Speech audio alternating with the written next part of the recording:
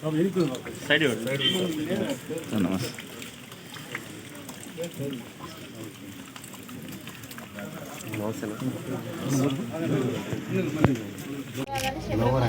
ఒక్క నిమిషం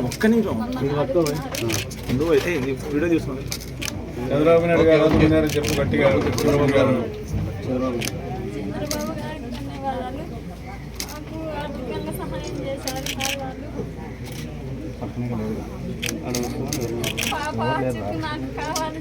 తీసుకోబోయే తీసుకో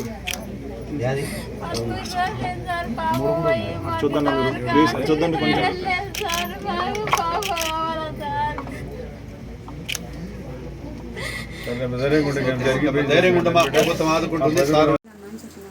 అక్కడ ఒక అడ్మిషన్ తీసుకొని వచ్చినారు, రేపు వెళ్ళండి అని చెప్పినారు. కేజీఎఫ్లో ఒక చెప్పినారు సార్. గురుకుల పాఠశాలలో అక్కడ గురుకుల పాఠశాలలో చేర్పిస్తామని చెప్పినాం మేడంకు. సరే చేర్పియండి అని చెప్పింది.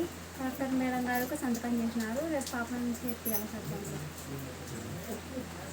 మీరు ఏం కోరుకుంటున్నారు? మాకు మా పాప దొరకాలని కోరుకుంటున్నాము. మాకు మా పాప కావాలి. బైరెడ్డి శబరి మేడం, బైరెడ్డి రాజశేఖర రెడ్డి సార్, మంచి కలెక్టర్ మేడం, వాళ్ళ నుంచి మినిస్టర్లు వాళ్ళు వచ్చినారు సార్. మాకు అండగా ఉండి మీ పాపను ఎక్కడున్నే ఎతికి ఆచూకి పట్టుకునేంత వరకు మా ప్రభుత్వం సహకరిస్తుంది అని చెప్పడం జరిగింది సార్. నాకు బాగా ఏం చేసినా ఇప్పుడు వచ్చి వాళ్ళు చెక్ ఇచ్చారు సార్. ఎంతకు? 10 లక్షలేమో ఇచ్చారు సార్. ఇంకా చెక్ ఇచ్చారు, నీకు అండగా ఉంటాం బాగా ఈ వెనక అని చెప్పినాం సార్. మామూలుగా మీరు డిమాండ్ అప్పుడు పొలము ఏమో లేదు సార్. అది చెక్ ఒకటి ఇచ్చింది, వేరే హామీ ఏమీ లేదా? చేపిస్తామని చెప్పారు సార్.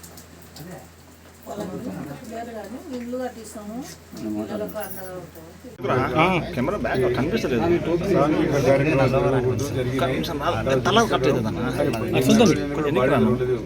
ఎందుకంటే పక్కనే కృష్ణా రివర్ ఉంది కాబట్టి మనం చాలా సంఘటనలు జరిగినాయి గతంలో కూడా. కాబట్టి అవన్నీ కూడా అందులో ఇది ఒకటి. కాబట్టి ఈరోజు ఆ అమ్మాయి బాడీ దొరికేంత వరకు మనం అనుకున్నాము. కానీ ముఖ్యమంత్రి ఆదేశాలు కుటుంబాన్ని ఆడుకున్నాను చర్చించి కూడా 10 రోజులు కలెక్టర్ చెప్పి అది ముఖ్యమంత్రి ఆదేశాల ప్రకారం నేను జనార్దన్ రెడ్డి గారి ఇక్కడ గ్రామం రావడం జరిగింది. మాతో పాటు ఎంపీ గారు చంద్రబాబు గారు, అదే మరి జయశంకర్ గారు కూడా రావడం, మరి కుటుంబాన్ని మరి పరామర్శించాలని చెప్పి ముఖ్యంగా వచ్చాం. వారికి ఉండే 2 బిడ్డలు మిగిలిన పాప అయితే ఈ అమ్మాయి గారు చిన్న అమ్మాయి, ఈ అమ్మాయి గారు చిన్న అమ్మాయిని కూడా రేపు చేశారంటే ఇంత దుర్మార్గం చెప్పాలా. వాళ్ళు కూడా మైనర్లే, వాళ్ళు కూడా మెచ్యూరిటీ లేదు. ఏదేమైనా సరే దీని వెనకాల కూడా వాళ్ళ కుటుంబ సభ్యులు కూడా ఎవరో వెనకాల ఉన్నట్టున్నారు. వారిని అడిగితే కానీ గట్టిగా అడిగితే కానీ ఈ విషయాలు బయటికి రావు. ఎందుకంటే పిల్లలు అయితే ఆ శవాన్ని ఏం చేశారో మనకు తెలుసు. కాబట్టి కొత్తగా ఎస్పీ గారు వచ్చారు కాబట్టి దీని వెనకాల ఎవరున్నారో ఇది వెతికి తీసి ఎంతటి వాడైనా సరే, వాడు ఏ వాడైనా సరే దాని బాధ్యత ఎస్పీ గారు స్వీకరించి దాన్ని ఇమీడియట్గా టేకప్ చేసి వారిని దోషులు ఎవరైతే ఉన్నారో కఠినంగా శిక్షించమని ముఖ్యమంత్రి గారి ఆదేశాలు కూడా ఉన్నాయి. దీన్ని తుచా తప్పకుండా ఎస్పీ గారు పాటిస్తారు. త్వరగా ఎస్పీ గారి మీద నాకు నమ్మకం ఉంది. ఆ దోషులు బయట తీసి వెతికి తీసి వారిని కఠినంగా శిక్షించాల్సిన బాధ్యత ఉంది. కాబట్టి ఈ చిన్నపిల్లలు కూడా చదువు చెప్పించే బాధ్యత కూడా మేము తీసుకున్నాం, ప్రభుత్వం తీసుకుంది.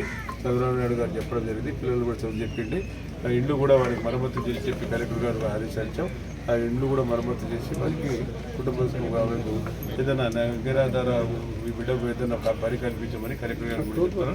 కుటుంబ పోషణ కోసం వారు కూడా ఆదుకోవడానికి కూడా ప్రభుత్వం ముందుకు వస్తుంది.